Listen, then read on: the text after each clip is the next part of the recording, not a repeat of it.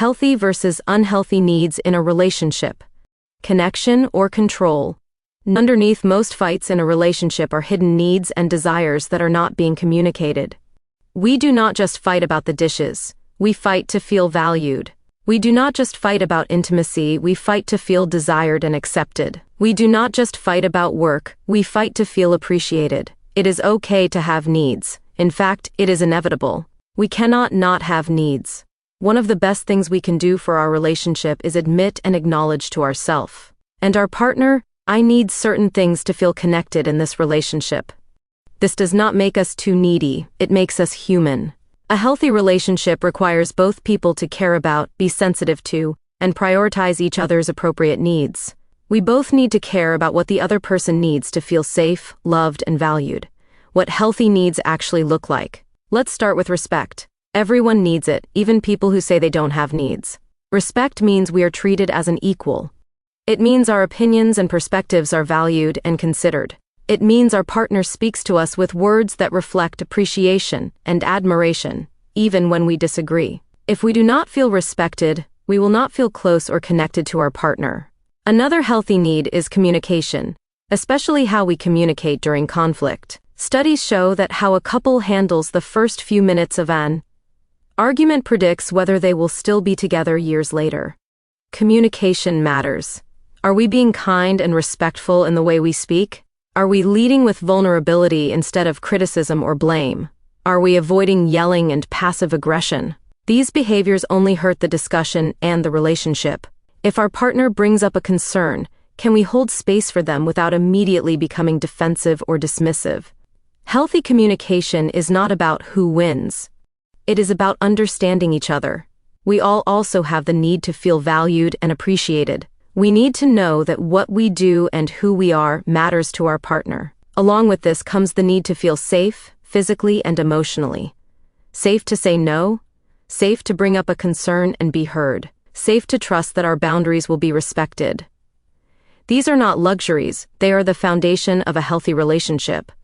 It is also completely normal to need consistency. We do not trust people who say one thing and do another, and it is the same in a relationship.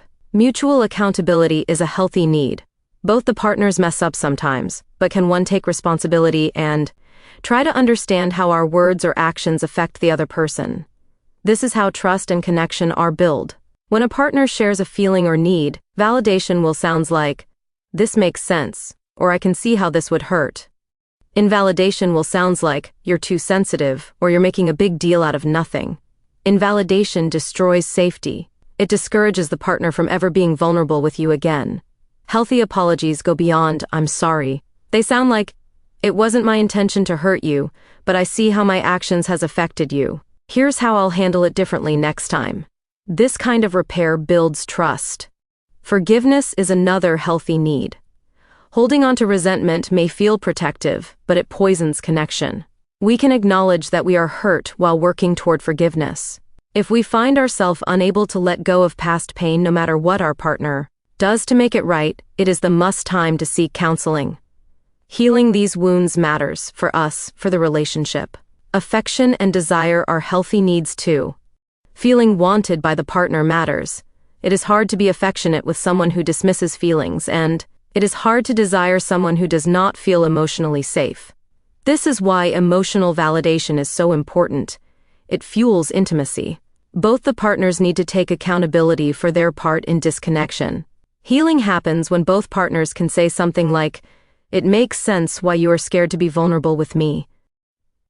I have dismissed you, and this must have made you feel alone. I'm sorry, and I want to do better." Or, "It makes sense why you have got defensive. I am blaming you instead of being vulnerable. I'm sorry for this too."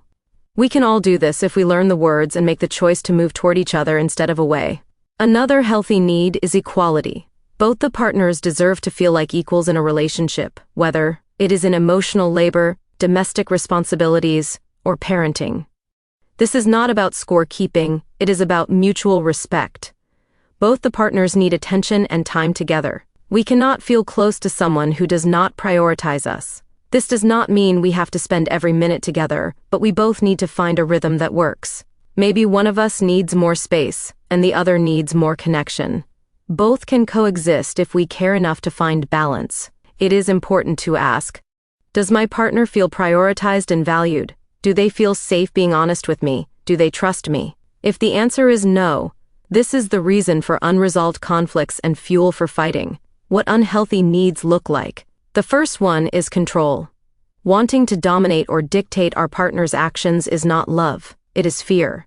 We try to control our own anxiety by controlling them, but this only pushes them away. Boundaries are not control. A healthy boundary says, if you yell or call me names, I will leave the room and come back when we've both calmed down. This is not about controlling the other person. It is about taking responsibility for our own behavior. Another unhealthy need is constant reassurance. When reassurance comes from fear rather than connection, it becomes destructive. If we always test our partner to prove their love, we create the very disconnection we are afraid of. Nobody wants to feel like they are constantly being tested.